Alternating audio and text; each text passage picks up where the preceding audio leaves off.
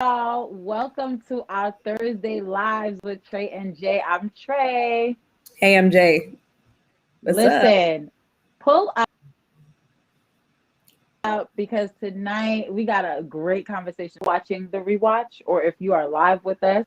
Shout out to you for joining us. And as you already know, on this channel, we share our lives to empower women to love Jesus, love themselves, and love others well. And so this conversation is about to be good because we are wrapping up, okay? Jesus, month of May. As you already know, it's mental health awareness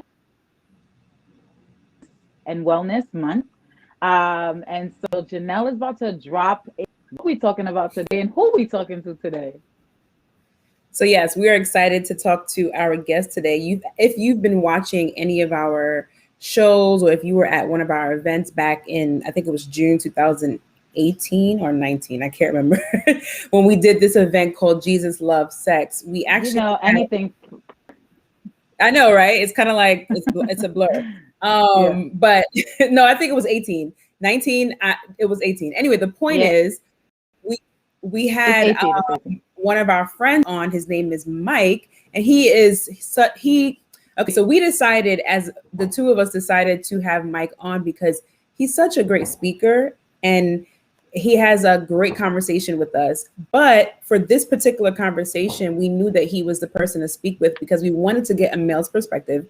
Obviously, he doesn't speak to all, he can't speak for all men, but we wanted to get a male's perspective, a Black male's perspective on how it is to be in therapy and love Jesus. So we know the topic is Jesus love. I was going to say Jesus love and sex. Lord, Jesus in therapy. It's Jesus in therapy this month. And so, that was so 2018. No, because we're at, stay tuned, y'all, because we will be having Jesus love and sex. Yes. Coming this year, the 2021, 2022. Soon come. But anyway, I'm going to bring Mike on. We're going to have this conversation about why he loves Jesus and he goes to therapy and being a Black man, his experience in that particular those two worlds. So, Mike, what's up? Yeah. What it do, family? How's it going? Thank you so much for being on with us. Yeah, sure. So we're gonna get into this. First question. Well, it's not a question, but tell us about yourself. Sure. So I'm a man that loves God, and I'm a Black man. I think everything else after that is kind of not irrelevant, but it flows out of those two realities. I'm Jamaican, originally from Brooklyn, currently in Brooklyn. Cater, under training on leadership and diversity. I'm trying to think what else is relevant. I think that's about it for now. I don't know. Anything else you want to know? Yeah. Just wanted to say that I high key wanted to say bop, bop, bop when you said you were Jamaican. But anyway, I will continue to move right That's along. interesting because she's Haitian and you know everything that's not Haitian doesn't matter. It's but you know what? You Caribbean. And so Right. And that affects Haitian master, what's up? Right. That affects a lot of things. So go ahead, Trey. Okay. So the first is how'd you make the decision to take us through that process? Yeah. How'd I make the decision to get into therapy? My life was trash. I don't know how else to articulate that. I think for me, I really didn't make choices made for me. It was 2018, actually. It was 2018. I had been struggling. I had been struggling through some sexual pieces with like my relationships, like trying to be a Christian, trying not to have sex, trying to figure it out, trying to be everything that I quote unquote proclaimed but couldn't live up to, which was, life, and it happens. And I was like, I hit one of my pastors up and I was like, dog, I can't do this. I don't know what to do. And I had kind of like broke down and shared with him some sexual trauma that happened as a kid that like connected with me this like in one of my like last sexual encounters at that time. And he was like, yo, that's deep. I love you. And I'm gonna be honest with you. I can walk with you, but I'm not the best person to do this because you need a trained professional in this area. And I was like, Word. So I just told you all of this for what? And he recommended me to a therapist that the church used to just give referrals to folks at the time. And I went to go see him. And, you know, I will leave that person nameless. But it was a really trash experience. It was one of those situations where, like, it just felt there was a great disconnect. And I don't think it was anything wrong with him per se. I just think for where I was coming from, I needed someone that I didn't have to explain a lot to. When I say explain a lot to, I mean I didn't have to explain my blackness. I didn't explain what it means to be a man, what it means to be Jamaican, what it means to be, you know what I mean? All of the things that someone culturally aware would get off rip, just like at basis level. I needed. So for a few months after that, I think that was like October 2018. A few months after that, I was just in the winds, kind of like thugging it out in terms of my feelings, processing on my own. And in April of 2019, I actually found my therapist, who used to be a pastor at my church. And him and I just happened to meet up at a friend's birthday celebration. And we were talking. He was like, "How are you?" And I was like, like, you know, people ask that all the time. What are you actually asking me? Like, do you just want to hear like, "Yo, I'm good," or do you actually want to hear how I'm doing? Right. He was like, "No, I actually want to hear how you're doing." So I broke down the therapeutic experience with him from the first counselor or / therapist I went to, and he was like, "Yo, that's crazy, but you know, I'm actually starting a therapist company or consulting counseling company, I should say. I would love for you to be my client." I was like, "All right, bet. Like, we can do this." Like, you know what I mean? I was like, you know, how much it costs? We figured that out. And since then, since March or April 2019, we've been rolling together. So actually, yeah, this last month was our you just made your 2-year anniversary. Yeah. Let's normalize that. Your you know, 2-year anniversary. That's dope. Let's normalize therapy anniversaries. You don't hear that right. much. I love it. You mentioned because I'm like, I hear a little bit of a delay, but okay, got it. You mentioned something like, if somebody asks you, "How are you?" Like, do you want me to give you the very buffered? And I think that's probably that. I think, to me, that person, knowing that they were a therapist, I think that's probably the thing that would open my ears and soften my ear to them, because of the fact that you're like, "Oh, I actually want to hear the response. I'm like waiting for you to like for real respond." So I'm sure as a therapist, he was thinking, "Oh, I can, you know, I probably have to take some time to listen." You know, because most people don't say that. I think about that all the time, what you said, but I just be like, "Yeah, I'm fine." Or depending on the person and depending how long we have to talk. If it's a passing, I'm good. Yeah, no, I agree. I feel you. So culturally, you mentioned the fact that, well, you don't have to mention that you're Black. We know that you're a Black man, but you mentioned that you are Jamaican. So did your experience, or did you have any experiences around therapy culturally? Like, you being Jamaican, how did that affect your decision and your 2 years of being in therapy? Yeah, so although I committed to therapy 2 years ago, my journey with therapy didn't start there. It started when I was a kid. So I was pretty bad as a child, honestly. And I mean, you know, just being a bad, I don't know why I was bad. You know, I like, father wasn't home. Like, my mom was just like, "Yo, you're bugging, you need to relax." You know what I mean? And every whooping told me that I need to relax. But beyond that, like, being a child, like, experiencing sexual trauma, trying to figure out and navigate the world, what the world says you're supposed to be as a man, like, where do you land, right? You don't necessarily have a father figure, or you want your father to be there, but he's not, right? In elementary school, I was wild. I was getting into fights. I just doing a whole bunch of mischief. And if anybody's from Brooklyn or New York City, you've heard of the G building. Actually, I don't even know the proper name for the actual. Yes. I think it's just called the G building. I never heard. Oh, is it really? Any other name? Yeah. I think it's really called the G building. G building. Like I never heard okay. of it. All right. So I just no offense to at Kings County. Yeah, at Kings County, right? So if you heard the G building, you already know like where the story is going. So like I think I don't know what happened. I think I got into like a fight, but I hit a teacher by accident, right? Like yeah, I hit a teacher, and they were just like, "Well, you got to go," right? So they. Listen, it's a totally different life, and we'll talk about that later. Anyway, I got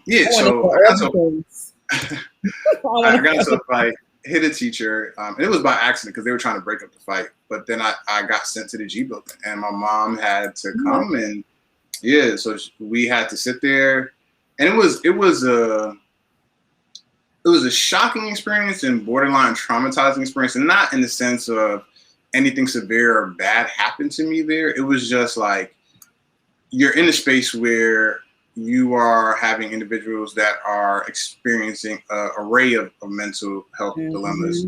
And as a child, you're like, you have mothers in here, like, you want to be here? Like, you want to keep up with your foolishness? This is where you're going to end up, right? So it's just like, automatically I'm scared because it's like, well, I didn't think what I did was that bad to end up here.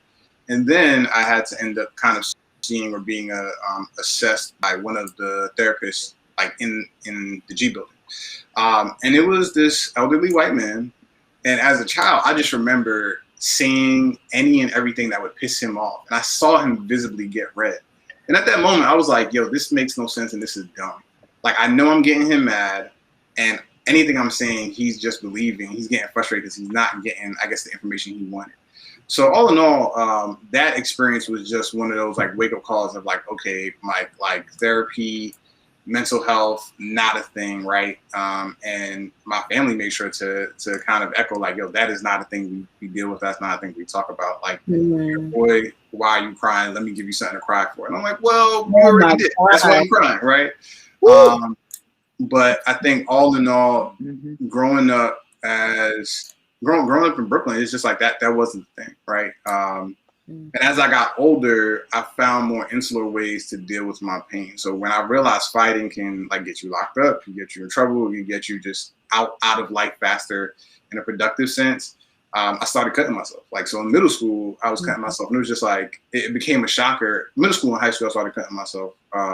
It lasted up until like my sophomore year of high school. So for about 4 years, like I was cutting myself and no one really knew, right?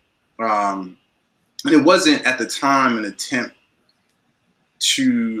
on my life, but it was really a way to take emotional pain and process it through physical pain, right?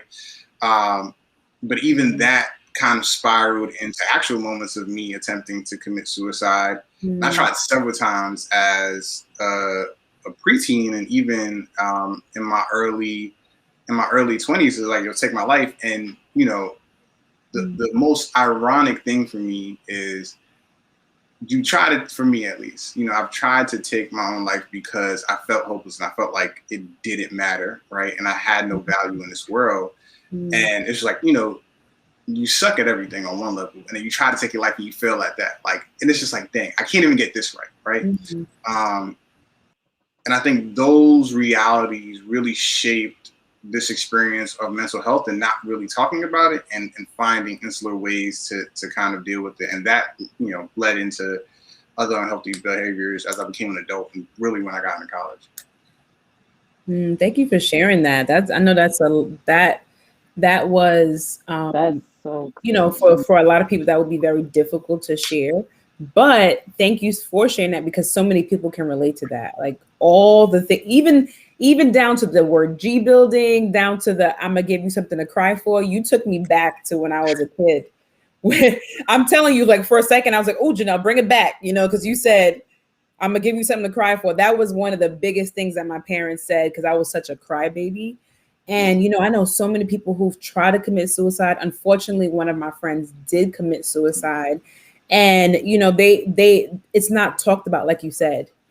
So we're thankful that you shared that. And then also we have this platform now to talk about this in a whole month, or, we're going to spread it out throughout the year, but this month to talk about something like this. And a lot of men and black men don't talk about stuff like this. So this is very crucial. But yeah. About just as a black man, like, why do you think therapy is even important? Because I know that you're talking, like, you kind of gave space of what it looks like culturally, like the some of the hindrances that came across for you, but why do you think collectively is actually important, and expressing yourself is important? Speak to you, what you've experienced, and like, why do you think it's even important for black men to get therapy, to go to therapy? Yeah, I think it's important because everybody needs a safe space, right? And everybody needs a dedicated person to sit with them, dwell with them, and process with them. And don't get me wrong, like, pastors can do it, friends can do it, but it's a different feel when it's like this time and this moment is just about you, right? It's not about any other person, place, or thing other than you, and it's dedicated to you. I think for me, the importance of it came when I realized I can no longer manage it on my own, right? I can no longer manage my pain on my own. I can no longer manage my thoughts on my own. And if I wanted to grow, I needed someone to walk with me through my experiences and point out my blind spots, right? I don't consider myself a super deep person, but I do believe I take time to reflect and process. So I can think 10 million times on a topic, but I may be missing a perspective because I am coming from a person that's experiencing it and not an observer.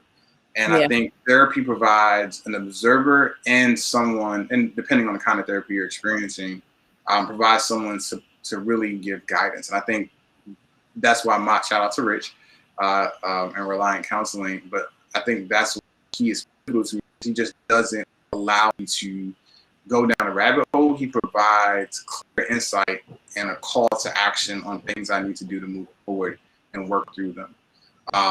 So for me, I think if you want to grow as a person, if you want to truly make substantial change, therapy that provides accountability is the way to go, or is an avenue to go. What does that mean? Therapy that provides accountability. Unpack that a little bit, please. Yeah, so I think my first therapy, or my first adult therapy or therapeutic experience really was a byproduct of the man just listening and he just being like, okay, got it. What do you think? He would always ask me, what do you think? How do you feel? Which are great processing points, right? And I don't want to take that away from anyone if those are a part of their techniques and tools. But it was kind of left up to me to decide, which is important because you need ownership and you need authority in your own life. But I think with my counseling experience, and I think because we were friends and he was my pastor prior to that, there was a safe enough space for me to be like, hey, be honest with me, right? Like, for a moment, take off the hat and be honest and transparent. Like, what are your thoughts? Where are your guidances? Because sometimes I'm just so down the rabbit hole that I need somebody to flash some light and be like, hey, here's a door. I'm not telling you to walk through it, but here's a door. Yeah. Possibly explore it, right? And I think, and I've only had 2 major therapeutic experiences in my adulthood, so I can't necessarily speak to all therapists' techniques and how they operate. But that accountability and that check-in of like, hey, I know we spoke about this before. All right, what are you dealing with right now? That bitterness, or are you dealing with that? Did you take care of that relationship you were supposed to address? So that subtle circle back, right? And those moments where it's just like, oh wait, like, yes, I did say I would do this thing. Yeah. Where am I with this? It has always been important for me. Now, has there ever been a time that like that circle back, that accountability was like so difficult, you know, that yeah, it was just hard for you to do. You didn't want it. Well, of course you didn't want to do it. I'm sure there's times when you didn't want to do it. But tell us a little bit about that. Yeah, 7 out of 10. I don't, you know, I mean, to keep it a buck. 7 out of 10. I don't want to do things that I know I'm supposed to do. I'm called to do.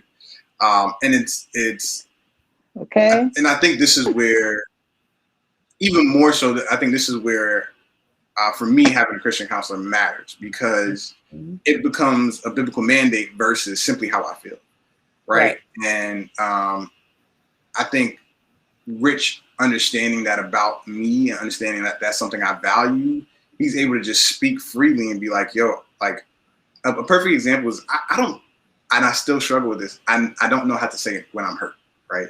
I don't know how to express my pain. And it was a moment where he was just like, dog, it's okay. Like it's okay to let yourself feel, and it's okay. Like you don't have to be a victim, but you can acknowledge that things hurt you and that you are human enough to experience pain, right? And it's just taking that time to also unpack the stigmas that come with certain realities, right? So like, what does it mean to own your sexual trauma? What does it mean to own being hurt? What does it mean to be a people pleaser too much, right? And what are the roots of those, and how do you address those? I think the timestamps with being able to be introspective about that with me has been helpful. Things he's done.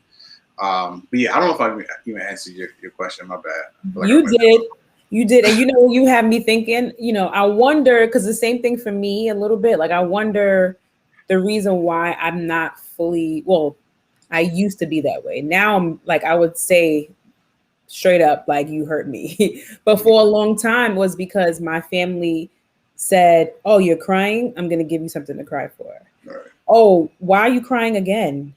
Again? Like, you know, it was kind of like, even though I'm not a boy, I wasn't a boy, I'm not a man. It was kind of like, toughen up, you know, don't like, why are you showing so much emotion, you know? And so I could imagine that you mentioned that a little bit. I could imagine that was something that you might have experienced as well growing up. So I'll just, like I said, I wonder if that's like a piece of that, because Mike, I don't know if we grew up in the same household, but there's kind of some familiar thing. On the same block. Down the block from each other. I don't know. Yeah, real talk. I think that whole like shielding your emotions is a real thing. I mean, I hear that across the board in a lot of first generation households. Or emotions, you are not necessarily allowed to fully emote. Because one, they don't have space to engage your emotions, and emotions oftentimes make other people uncomfortable. So it's like, I see you crying, and because I just want you to hurry up and stop crying, I'm going to, you know, or internalizing that space of, okay, my expression of emotion rocks a boat. So in order for me to maintain peace, my emotions must be hidden, and I need to engage them. Do is we dig it down deeper and deeper. And I know that you were just talking, oftentimes the rabbit hole gets like a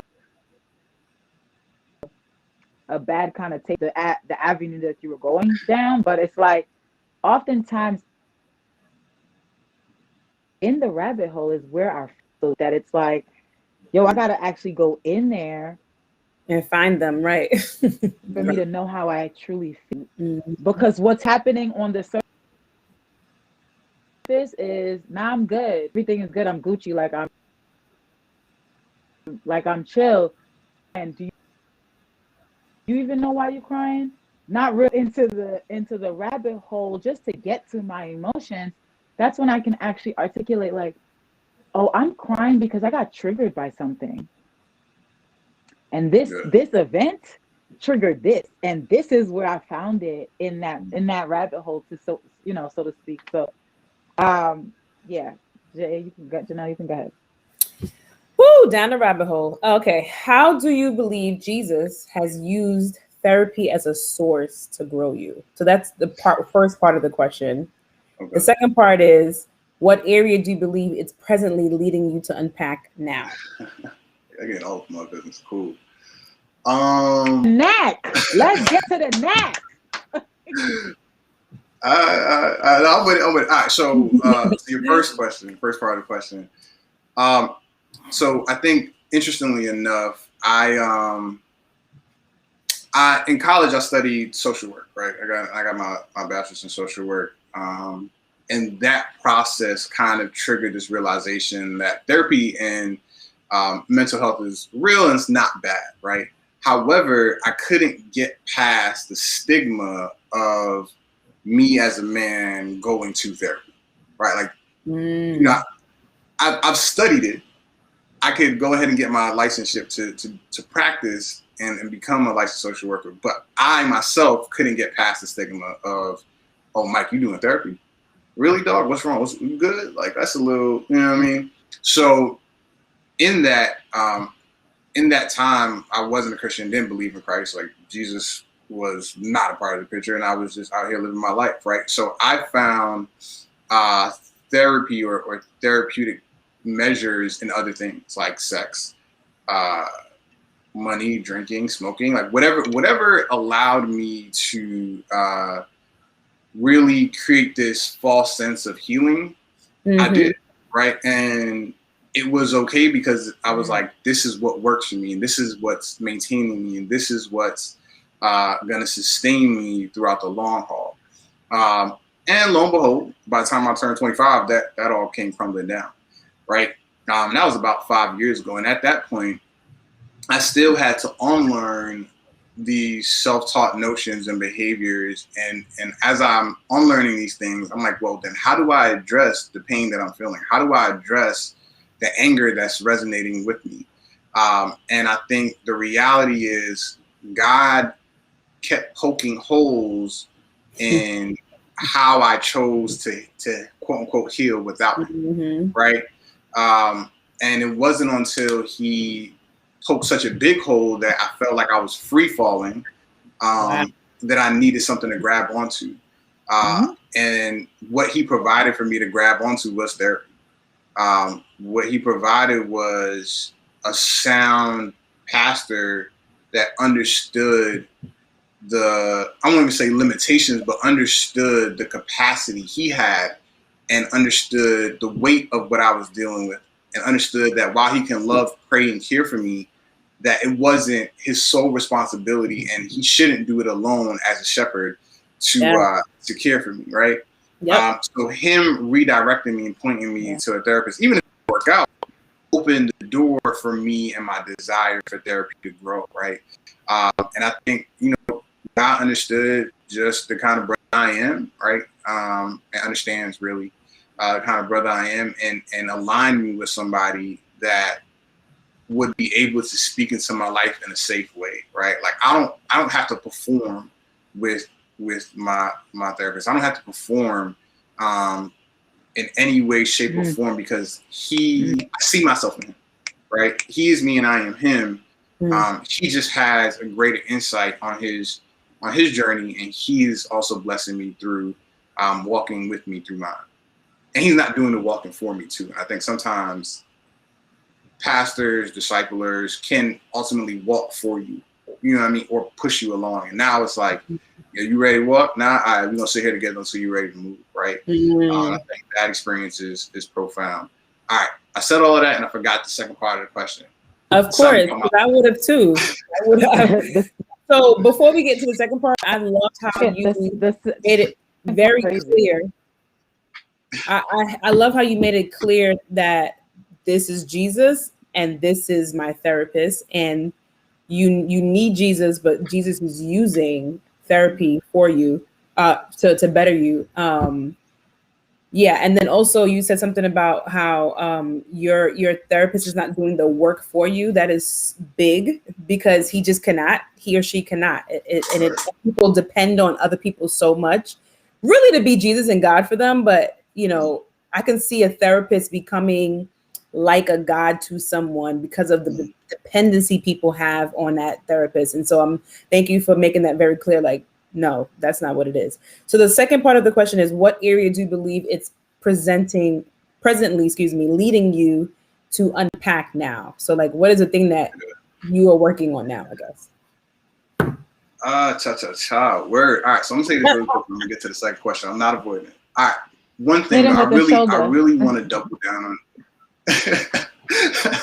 I really want to double down on this reality, right? Like, there are times that I wanted like to get a session with my therapist and he wasn't available. And in those moments, God was like, you can't run to him, you got to come to me.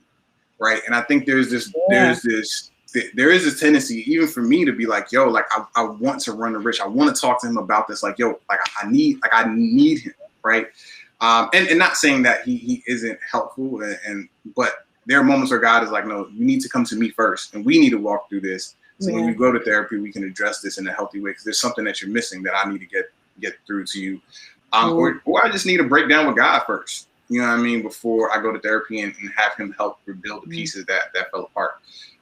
So I say all of that to say the part of my life right now, man, that I'm really feeling pressed to work through is that hurt, right? I think I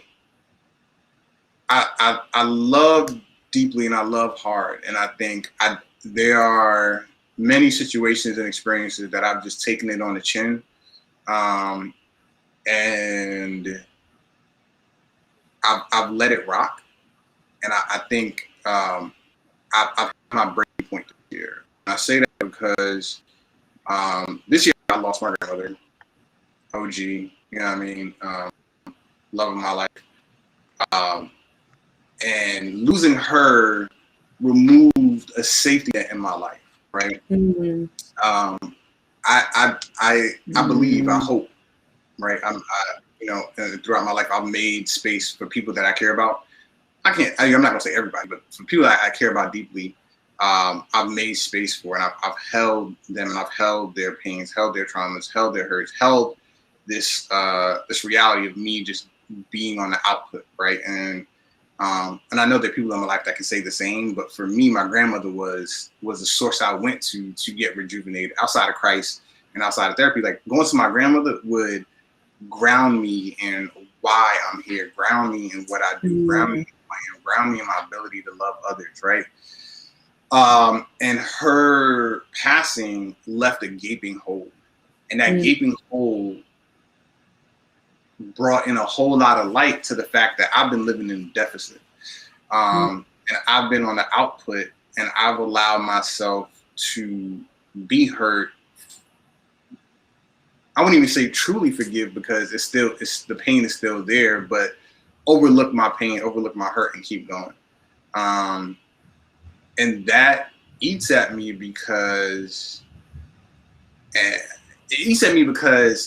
feel like there's a part of me that stopped growing. There's a part of me that's dead inside. There's a part of me that got lost in translation when I decided to show up for others more than I showed up for myself. And I think, God is like, yo, for you to be a better human, for you to be a better friend, a better brother, a future boyfriend, husband, whatever, right? Like, you need to address this, right? And you need to say you were hurt. And whether it was in the major or the minor, like, you need to work through that. You need to own it. So owning my pain in a way that I can share it honestly and authentically and not play the victim is something I'm working with. Thank you for sharing that. Woo. That was so good. Yeah. That was good. That was. Listen, I can think of a few people, myself included, that right now I'm experiencing their victimhood, like their idea of them being the victim all the time, you know, and it's it's draining. It's draining and it's hard to work through, but somebody looking from the outside in, I'm trying to be more gracious and loving and patient, you know, because that person like you and like me, like all of us, hopefully they're working through it. Even if they didn't start to work through it, eventually they have to work through it. And so, you know, you just gotta, that is big. So many people can relate to that, even if they don't realize that they're that person yet, because they could be the person, they're dealing with a person, we're all dealing with something like that. So I think the question, when you're coming from talking about expressing your hurt, expressing your pain, makes me think now when you are walking that out, like in the process of walking that out, how do you then express the boundaries that are necessary for you to feel, you know, safe when articulating, these are the experience. These are in the midst, while still living my life in such capacity, but also being cognizant of this is piece by piece. This is what I'm able to navigate, and these are the boundaries that I need, you know, to keep my self safe, allow me, you know, so it can go there a little bit. I know we over, but I just needed to ask that question. Yeah, no. Well, so I think transparently, I'm still struggling through that. I'm still struggling with setting boundaries. I'm still struggling with feeling safe. I'm still struggling with evaluating who is safe. And if I'm honest, 95% of the spaces I'm in, I don't feel safe, right? But I still show up because the safest place I felt is now gone, right? And I think, let me put it this way, and I'll give you all an example. So when my grandmother passed, I after like the funeral and everything was done, and like we like cleaned out her apartment, I took a trip to Florida, right? And I was like, man, I just need to get away. And during my time there, it was just like, man, there were moments where I felt dead inside, and like my friends, my family were just like talking, joking, like let's hang out, let's do things, and I'm like, I couldn't even bring myself to say like, hey, like all I want to do is just fall apart and cry right now, right? And it was a realization that like I have people that care about me and that love me but don't see me. And I think my safety comes from people that can see me and honor where I'm at. And it's just like, you know, I thought a lot about during that time, during those like few months of like February, March, and even in April in some parts, of just like I thought about suicide a lot, right? You know, because I was in a deep place of despair. And it's just like I was surrounded by, again, friends and loved ones that were like joking, cracking, rolling, you know what I mean? Like just I'm trying to bring joy. And I'm like, dang, like y'all don't see me. Like I could take my life right now and know that you all wouldn't even like skip a beat until you know what I mean? Like it just felt like had I disappeared, no one would notice because I'm not even presently here and no one is noticing. So it was a point of evaluating, you know, who do I keep in my circle? Who do I hold on to? What things do I hold on to, right? Like, what do I value now? And it sent me in a spiral of reevaluating all of these things. And I'm kind of building it from scratch because what I proclaimed as boundaries before were really barriers. And I think barriers to me are barricades to keep people and things out. And it insulates you, right? So if you think about it, like a barrier insulates you and it keeps things out. So on one hand, it's keeping you safe, but it's also leaving you isolated. And I think God allowing me to experience the things I've experienced in the last several months has really shattered my barriers and is now calling me to build boundaries, and build healthy spaces and relationships with folks, keeping people, places, and things at a distance and bringing it closer during the right time. So that's a space that I'm navigating, but I'm kind of unashamed about that right now. So as I feel safe, I'll let folks in, and until then, you know, those that can't respect it, gotta step. Yeah, Precisely. right. Precisely. It is what it is. I'm so sorry for your loss. I mean, I could only imagine. You know, I'm so glad that you had that relationship with her. It sounds so beautiful. But yeah, I know it's so difficult to not have her. So yeah, thank you for sharing that. Because I'm, like you said, you know, hopefully this is a safe space. But even if it's not for so many people, you know, they're learning from your story. So thank you so much for sharing that, man. Yeah. You were at 40 minutes. It's courageous. Yeah. Yeah. Yeah. So anything else that you want to share or ask, Trey? No, I'm good. We're good. Well, you know, I just recommend, you know, that everyone learns and grows from these 4 weeks of lives, especially this one. If you are a man and you look like Mike, feel free to like. I mean, I'm asking them to hit you up, but you know, just learn from his story at least, and try it out. Try it out. And if you're a believer, if you're a Christian, a Christ follower, at least pray about it and be open to the idea of going to therapy, because it's been very helpful for him and very helpful for it doesn't always. I apologize if I'm talking over you because I hear a delay. So, Me too. I think one of the talk about there is the first time you go to therapy, it might not hit, and that is okay. But not only is that okay, but I think that process, because Mike, you mentioned like you went to, and then you were like, yeah, nah, I'm good, I'm gonna thug it out a little bit, and then put you in so many that he'll talk your exact language, like exactly what you need it to sound, because you're at a dinner party. We can imagine there's mad people moving and shaking, you know, like things is happening. It's party, right?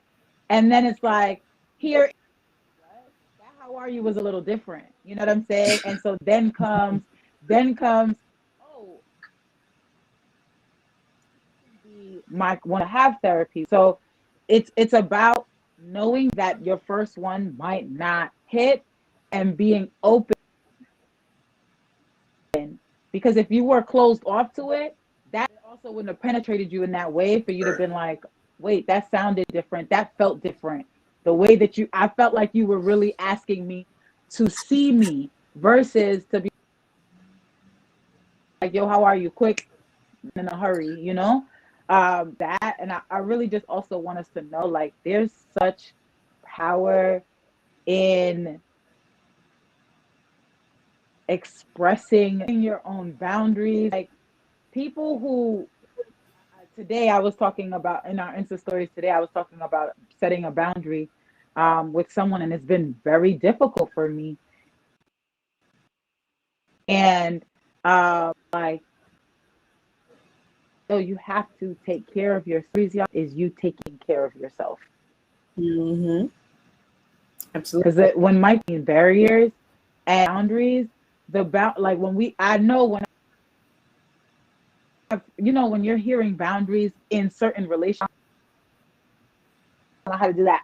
I don't know, because you never mean it's not possible. And it's freeing when you're setting these boundaries versus when you are putting up the barriers that make you, that like insulate you. So those are just some of the just one other thing. gonna have something to say about you probably in your life. It's probably gonna be like, you're wilding out. You're not that crazy. There's nothing wrong with you. You're not that weak. You don't love God. Like, you might need to pray some more. Like, people will have things to say, but for real, there's a like, all right, Lord, I'm gonna just move in this area, and I'm like, I'm literally just being who you say you are. Like, in front of me is like something is shaming me into believing that this is not the space for me to be. Like, therapy is healthy. Having a designated space to talk for yourself and express yourself, and not find someone's ability of your story, because that joint gets hella tired.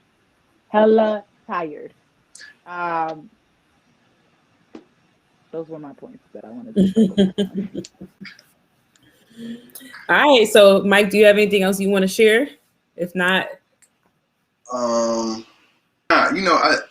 would say though, like,